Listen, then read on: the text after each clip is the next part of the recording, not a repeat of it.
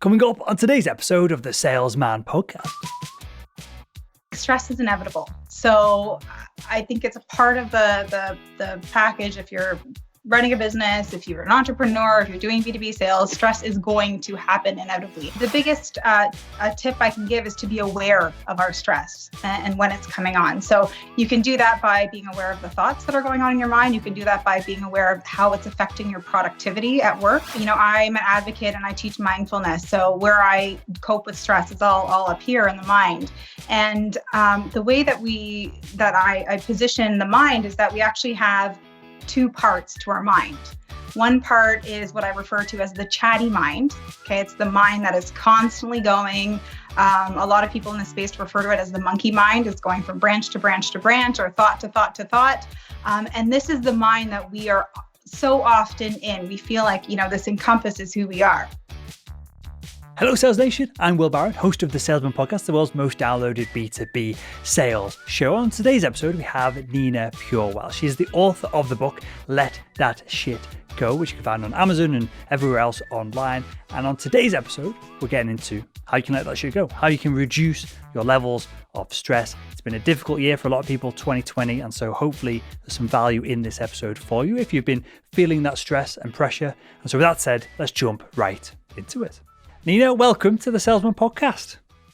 Thank you for having me, Will. You're more than welcome. I'm glad to have you on. And we're going to touch on a subject today, which is not directly to do with driving revenue and selling, but if you get it wrong, it can wipe out your opportunity of driving any revenue because you're going to be not in the right frame of mind to get anything done. And that is stress. So I want to talk about how we can suss out what stress is and how we can potentially reduce some of it as well. So I'm going to ask you a massively loaded and leading question. And if the answer is yes to this question, Nina, the interview's pretty much over. We could wrap up here. But in a world where we're constantly getting bombarded customers, notifications, we've got to do this, we've got to do that. I feel like stress is almost inevitable at this point, and stress year on year seems to be increasing. Should we be accepting of this, or is there a better way to go about kind of dealing with stress? And by default, should we be stressed at this point in 2021? Yeah, I think it's an interesting question and an important one. And I think stress is inevitable. So I think it's a part of the package. If you're running a business, if you're an entrepreneur, if you're doing B2B sales, stress is going to happen inevitably. We think on average 60,000 thoughts a day. We're aware of less than 1% of them. 80% of them are said to be negative. And so stress naturally happens. It's the function of the mind to stress. But what we can do is we can better handle the stress. So we can have, tips and tools to help us handle those thoughts when they come up, if they're stress inducing. So with that said then, if this is almost a natural symptom of being alive, right? of just existing, how do we know when stress is becoming an issue? I know this is massively subjective, and I'm not necessarily talking about getting into the realms of depression or anything clinical here. I'm talking day-to-day sales business stress, just to keep us and myself on the kind of straight and narrow here of our conversation. Do people have a threshold? And then when the daily stress goes beyond that, they feel crap, but below that threshold, they feel fine? Or is it more of a gray area and a sliding scale as to people's stress level and their ability to cope with it? Yeah, I think it really depends on each person. Each individual person handles stress differently. But the biggest tip I can give is to be aware of our stress and when it's coming on. So you can do that by being aware of the thoughts that are going on in your mind. You can do that by being aware of how it's affecting your productivity at work. You can do that by even being aware of physical symptoms. Is your heart racing more often? Are your palms more sweaty? Do you wake up at night, with the heavy breathing? So there's different ways that you can evaluate how stress is affecting you. And when you notice it is, then you can use, certain tips and tools to help mitigate it. Yeah, this is really gross. I've never really pondered on this before. I don't know if I'm just stressed constantly, but I have sweaty palms all the time, Nina. I don't think I'm stressed all the time. But I appreciate what you're saying of moments of acute stress. So I train Brazilian Jiu-Jitsu, this ridiculous martial art, which is people rolling around on the floor, strangling each other in dressing gowns, basically. But I know that taught me something really valuable of just before a competition, when I'm just about to go and wrestle someone and probably lose, those thoughts not necessarily thoughts and feelings, but those physical manifestations of sweaty palms, heart racing, I never really considered those stress. And it was only when I was put in those acute situations that then my brain tied that to stress day to day. And I thought maybe it was trying to convince myself otherwise. Maybe I was trying to convince myself that I was excited, or I'd try and talk myself and use self-talk to avoid some of these stresses. But since training and competing in Brazilian Jiu-Jitsu, it's taught me what stress actually is and how to become more self-aware of it. For people who, for example, me 5 years ago, before I had these experiences, is there any other ways to tell and become more self-aware of our stress levels day to day? Is it, or let me put this another way, is this something that we should be checking in on throughout the day, or do we just deal with this when we get to like a big crunch point in our lives where things start to fall apart? Yeah, you want to get to the point where you don't have to hit that crunch point. You want to be preventative about it. I'm an advocate and I teach mindfulness. So where I cope with stress is all up here in the mind. And the way that I position the mind is that we actually have two parts to our mind. One part is what I refer to as the chatty mind. Okay, it's the mind that is constantly going. A lot of people in this space refer to it as the monkey mind. It's going from branch to branch to branch, or thought to thought to thought. And this is the mind that we are so often in. We feel like, this encompasses who we are. But we actually have another part of our mind, which is so useful, which I refer to as the observing mind. And the observing mind just simply observes the chatty mind going on and on and on about all these thoughts and stressors. And the observing mind works like a muscle. Right? So the more you lean into it, the more you're going to be able to leverage it. And so if once in a while we can lean into the observing mind, and it kind of sounds like this: oh, there you go, stressing about work again. Oh, there you go, worried about that argument that you got into. When you can kind of observe what's happening in your mind, that's the moment where something's off and you can switch your internal dialogue. Because it doesn't take long. One of my mentors told me, it's just once you get into that fourth or fifth thought of thinking about the same thing, that's when you just start to spiral. So if you can catch it, because the chatty mind is going to think thoughts, that's not going to ever go away. That's just part of our makeup. Once you can catch it and kind of switch the internal dialogue, that's the most useful tool, is just awareness of that chatty mind. I'm gonna throw something at you now, and I want you to tell me if this is complete bullshit. Because okay. I've seen science that suggests some of this, and I've seen a lot of science that says who the heck knows. So interesting for us, but unfortunate for the people who it affected. I'm not sure whether it was epilepsy or whatever it was, but there was a period of time when people who had, I think it was epilepsy, they did essentially brain experiments on these individuals. Terrible, shocking thing, but hopefully something good can come from it, and then we can study these individuals. And one of the things that they did was the two hemispheres of the brain, they separated them, and they did these experiments. One of which, I find this fascinating, one of which was they'd have a board literally in between the eyes of the individual, so that one eye and one hand is on one side and one eye and one hand is on the other side of this board. And they would ask the individual, hey, pick up your favorite fruit. And the individual would pick up a banana in one hand and an apple in the other, essentially different fruits or different toys or whatever it was. And you'd ask the individual, what's your favorite? And they would be convinced that whichever one side or the other was what they'd had in both hands. So then this was suggesting that the two separate sides of the brain are completely separate. And this is what leads to this, I guess is a theory, that you've got the chatty side of the brain, which has the speech and language processing parts of the brain built into it. The other part of the brain doesn't have, just the structure of it, does not have these speech and language like portions of them and the makeup of the cortex. And so could this be the case? I know I'm putting you on the spot here, but we're almost like philosophizing about this. Could it be the case that the chatty side of the brain is literally one side of the brain, and then the other side of the brain doesn't have a voice, it doesn't have the vocal capacity to speak, but it's observing what's going on the other side of things? I know, just throwing a lot at you there, but does that make sense? It does make sense. I would say no, because if that person were asked to pick up, a fruit, and they had a choice, and they made a choice in both decisions, and that means that that chatty mind is working. And the way I kind of see the observing mind is it's kind of, overarching any type of decision you make, and it's a witness more to that thinking mind, if that makes sense. Yep. So similarly, I think it does somewhat work within that context. Maybe I need to explain it better. I'll put some links in the show notes just for anyone who's pondering on that. But this is something I've thought about for years now since I read that original research of splitting the two hemispheres of the brain. So with that said, anyway, that side note said, how do we? I'll send some links after the show to the kind of papers on it. But how do we then? Because it doesn't matter how it's set up and how the brain is structured. We're living in this reality. How do we become more observant of the chatty brain? And how do we tell it just to shut up? Yeah.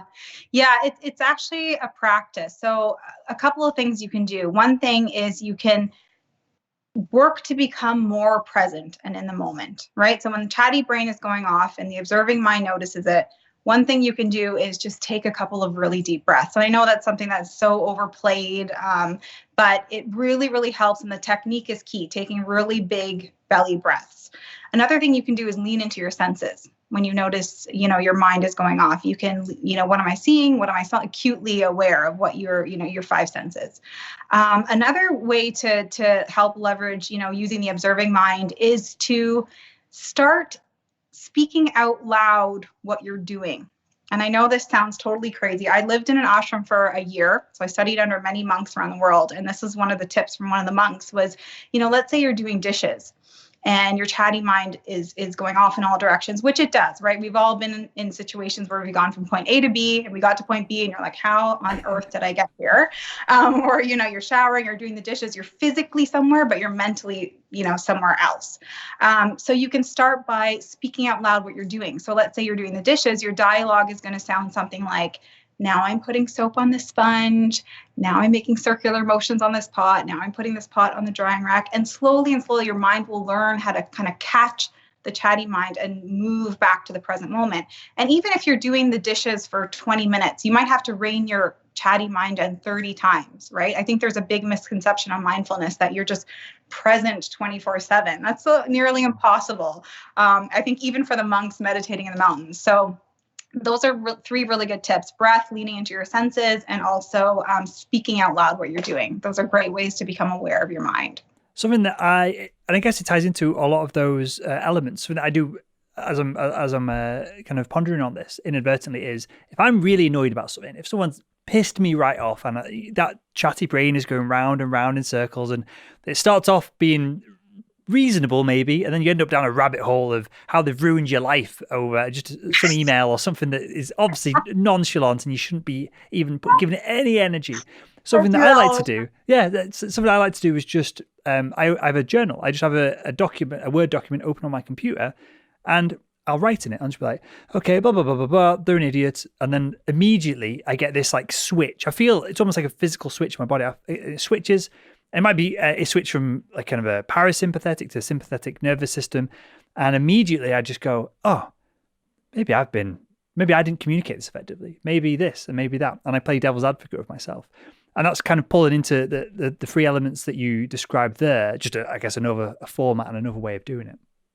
Yeah, I think it's very personal how we all manage and deal with stress. So as long as you know your triggers, what stresses you, and again, be aware of them, and then how to calm yourself down. Some people like to talk to people. Some people internalize and like to journal. Some people like to go out in nature and go for a walk. So I think having that list of, what are the 5 things I can do when I find myself spiraling is a really great way to just be effective with the stress. So this is going to seem like I've asked you a few, they're not stupid questions, but they're extremely simple questions, but I think they have value. How do we know if this is working? Like, how do we know if our stress levels are reducing? Can we measure this by productivity? I don't know if that's the best way to go about measuring it. How do we know if what we're describing here is being effective for us? That's a great question. So I tell a lot of my corporate clients, you'll notice the change in your productivity. You'll notice the change in your overall happiness. Like you basically become a better version of yourself. You're not as irritated or irritable all the time. You can also ask your family members for feedback because the people closest to you will notice kind of a shift in you.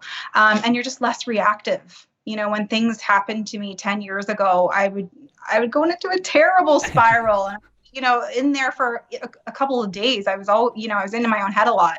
And now I'm just way less reactive. Things happen. It's like, okay, it is what it is. move on. So you'll notice, you'll essentially become a better version of yourself. Sure. That reactivity is key for salespeople as well. Of if you have a bad cold call, meeting, whatever it is, the sooner you can just drop it and go, okay, I'm not in control of how they felt when they slammed the phone down on me. I'm only in control of what I could say to them, and perhaps I could communicate it better. Then I know that lifts like a weight off my shoulders. It almost puts a bit of the pressure on someone else. It allows me to just to do what I need to do, and if that's somewhat effective, we're going to be all right with things. Yeah, exactly. We talk in the book, Let That Shit Go, about, bucketing things into your life and what you can control and what you can't control. And one of the big things in sales is you can't control how people are going to react to you. You can only control what you put out there. And my mom used to say, do your best and leave the rest. That's all you can do. You can only do your best, and then there's no regrets. If you do your best and you still get hung up on, or you still get the no, hey, that's all you can do. If you ruminate about the person that hung up on you, or the salesperson that said no, that's just adding more stress. That's affecting your productivity. That's affecting, your overall confidence and how you put yourself out there as a business. So bucketing things and what you can and can't control can be really powerful. For sure. And because we don't know what you cold called someone, you've no idea what's going on in their world at that moment, right? It could be a perfectly good message. It could have been a perfectly good conversation starter, and they throw it back in your face because of who knows. Especially right now, there's a lot of turmoil going on in the world, right? So you mentioned this concept of buckets. Should work be its own bucket, in that we do work and then we leave it behind? I know this is becoming more and more difficult with leaders, sales managers wanting to email you at 10 o'clock, 11 o'clock, whatever it is. Is this something that we should be forceful in, that we have work-life separation? Is there value in that, especially with a lot of people now working from home? Yeah, absolutely. And this is one of the things my clients struggle with the most right now, especially in the pandemic, is this blurred line between work and home, because a lot of people are working from home, and prior to the pandemic, there was a physical indication of, I am shutting down. I am physically leaving the office. I'm now entering my safe space, which is home. Now people have their laptops on their, they're set up on their kitchen table, or they're set up in their, their kitchen counter. And suddenly it's so easy to quickly check in. And so the lines are very blurred, but it is absolutely important to kind of bucket and compartmentalize things into, work versus home, versus, joy and play. I mean, because it's typical that you're at work and you're stressing about, the kid who hasn't finished the project, or you're suddenly at home and now you're stressing about the 20 projects that you have on the go. So that's one thing that has really helped me personally, is when I'm at work, I am focused, I am at work. And then when I'm at home, I'm with my family. And if a thought comes up about work, it's like my observing mind notices and goes, nope, no, not right now. And that helps, because a lot of, again, as I said earlier, 80% of the thoughts we think tend to be negative. So if we're just sitting there ruminating about work and we can't physically do anything, like let's say we're playing a family game for an hour, I'm not going to physically leave and go answer that email. So thinking about it is not serving me any well. It's taking away from my family, and it's not making me more productive. So bucketing things in your personal life and professional is a great tool to have. Is there any reason why, that chatty brain is clearly, it's part of human evolution. We all have it. It's not fluke. It must be there for a reason. Why does it remind us to send that email and pester us to call this person and do that and finish this task, and second guess whether you are doing well enough, or you're good enough and you're worthy enough? Why does it exist, Nina? Yeah, I think some stress is good. I mean, we're so quick to say, stress is bad, but sometimes, stress motivates us, and stress, pushes us to the next level. So, we have to have something to keep us going and to remind us of all the task lists and whatnot. And sometimes, people put out their best work when they're procrastinating and they're really stressed, and suddenly, they hit a peak. So I think it's necessary. The key is knowing when that stress is serving you well and when that stress is detrimental. Sure. And I think if we, this is a stupid example, but I think if we went back, I don't know, 50,000 years, that bit of stress that maybe there's someone in the jungle who's just about to attack us, And we should probably look at that jungle and we should probably just investigate this. And I can't let you drop it until you've done this thing. That was probably more valuable than what it needs to be now because the world's so much safer than what we used to live in. Yeah, exactly. It's that whole, activating the sympathetic and the parasympathetic nervous system, right? Back in the day, we were being chased by a saber-toothed tiger and we were stressed. Now that saber-toothed tiger is happening like 20 times a day. It used to happen maybe once a month. And now it's happening, every which way we turn, an argument with a partner or a frustrating email that you get from work or, a rejection. So it's so important to activate that parasympathetic nervous system and make sure that we're not, constantly being reactive to the stress around us. That would be, I don't know how you do it. You'd have to stick some kind of probe into people's brains over decades. But it'd be interesting to see actual brain activity from 10 years ago to now, because I want to talk about perspective in a second, but we all feel like we're more stressed than ever before. And it seems like we're probably more stressed than ever before, but I don't know how much data there is on that. And that leads us to perspective. I know you talk about perspective in the book. How do we, or is it possible to accelerate our perspective on life? Because I thought I was stressed and struggling when I started this business, salesman.org, say like 5-6 years ago. But if it was me who went back in time now, it'd be a joke. I didn't even work that hard because I didn't know what I should have been doing. But I was stressed in the moment. And I'm sure 10 years from now, I'll look back at this moment and go, it was absolutely a nice little business to be running. So is there any way to increase our ability to generate perspective or to have more perspective in the moment of what we're doing? Yeah, absolutely. And I think what you touched on is key: relativity. I ask a lot of executives, what's your stress level? Like, oh, it's 10, it's 9, it's 10, and then I ask them, okay, what is the worst possible thing that could happen to you in life? Personally, professionally, obviously it's always losing someone dear to you. And okay, that's a 10. So if that's a 10, now what is your stress level as an executive or CEO? And suddenly, okay, that doesn't seem so bad. And I personally experienced this actually when I was a GM for an environmental company called TerraCycle. In the same month that I got that role, my mom was diagnosed with Lou Gehrig's disease, or ALS. And I used to be a big stressor at work, always in my own head, stressing all the time, checking my email 1, 2, 3, 4 o'clock in the morning. But then when that happened, everything changed. Ironically, it was the most, senior role I'd ever been given, but I was the least stressed because at the end of the day, my mom was dying and no email was as important as experiencing, this life experience. So, I got out of my own way a lot. I got out of my own head a lot. I could, email the global CEO without, thinking twice. And I could send out a big email without going, how's he going to react? How's she going to react? Like, if this is what's best for the business, this is what I'm sending out. And then when I got in my car at 5 o'clock to get home, all I could think about was got to spend time with mom. It wasn't before my whole drive from work at home, my whole dinner conversation was all work, right? So we've all had those moments, right? When we see something tragic happen or we've gone to a funeral and we kind of reset and we're just like, oh, I'm so grateful to be alive. I'm so grateful, to have my family. And so if we can just do something small even if in the morning when we wake up, instead of just picking up our phones and scrolling and noticing we're behind on email and got this and this and this, if we can just spend 2 minutes going, you know what? I am alive today and all the important people around me are okay. That should kind of reset your stress level for the rest of the day. Sure. So this sounds so cheesy, but I've talked about it on the podcast before. Every day there's a local park in Roundhay in Leeds that I go to, and it takes about 30 minutes to walk around it.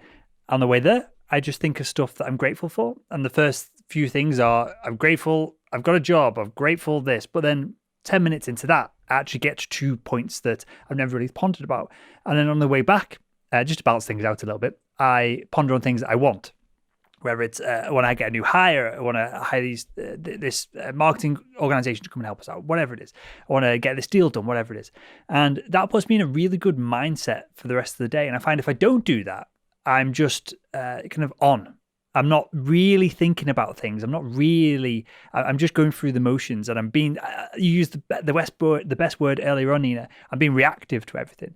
And something else I like to do, and I'm going to throw stuff at you here. I appreciate I'm doing a bit more talking than I easily do on these shows. But another question I ask myself is, when I'm in a stressful situation, is I ask the question, either what's the worst that can happen, or if 5 years from now I was to look back at this, would I give a shit about it at all? Would it even be a blip on my radar? So with those kind of 3 examples there, are there any other things that we should be doing? Any other questions that we should be asking ourselves, or anything else that we should be doing in our routine, just to wrap up the show here, if we feel like we do need to get on top of our stress? Yeah. I think, again, as I said, this journey is so personal. So you need to know what works for you. I find morning time is best. I had a monk once tell me, meditate before you enter the world. And what he meant by that was, once you look at your phone, once you have that conversation, it's over. You're already in that space of like, I got to do this, got to do that, comparing yourself, whatever it is.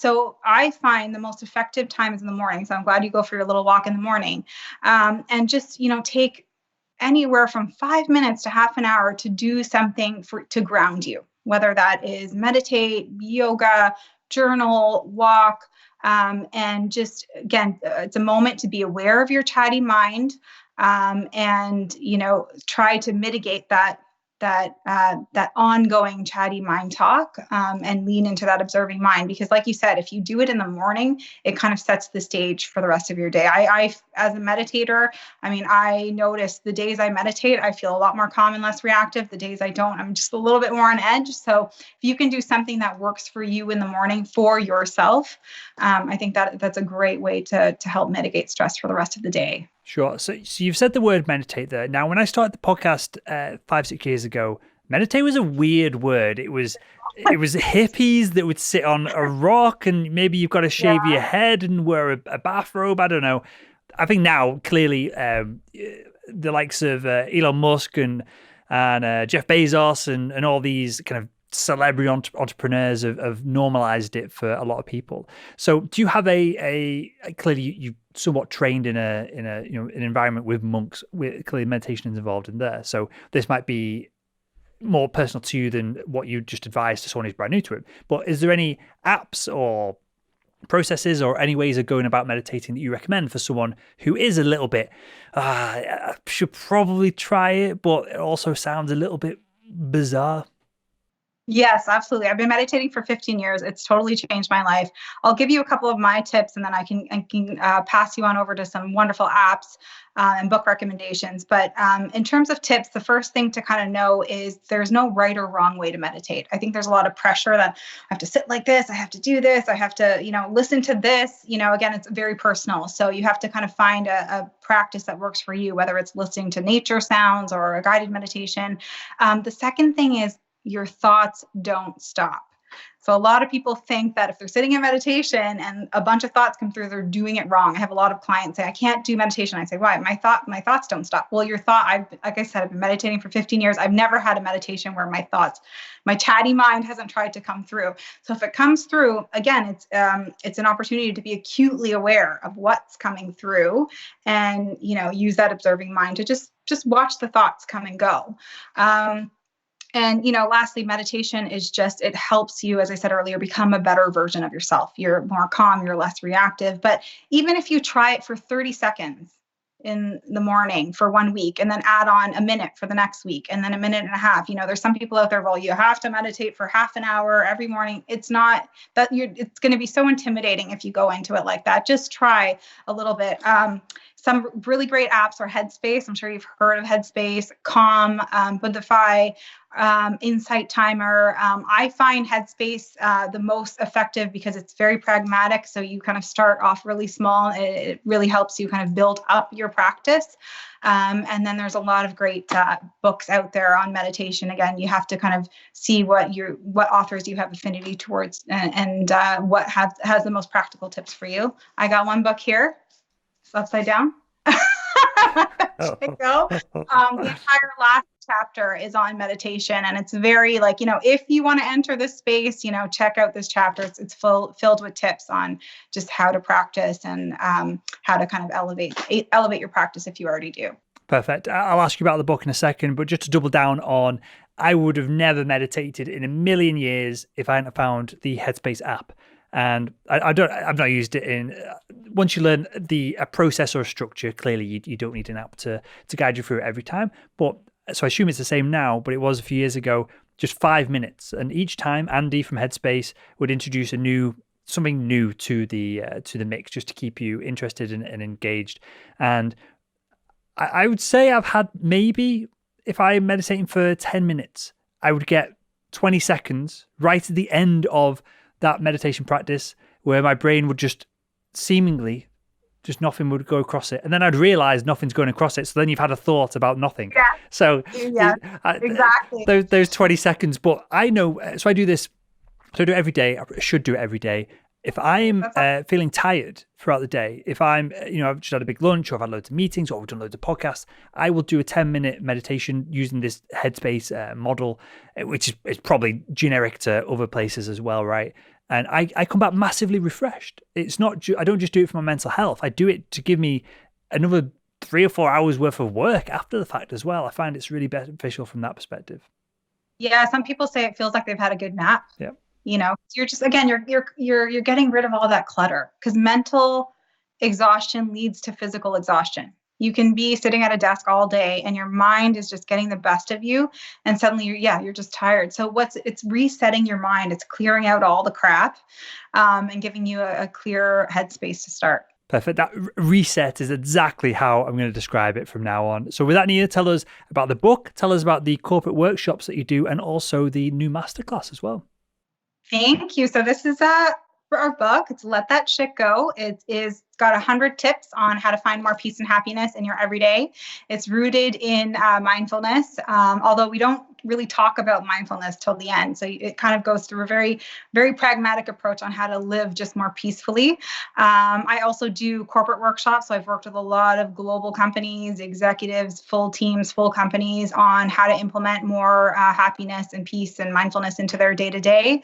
I just launched a 12-week masterclass. All of this can be found on my website, pureminds.ca.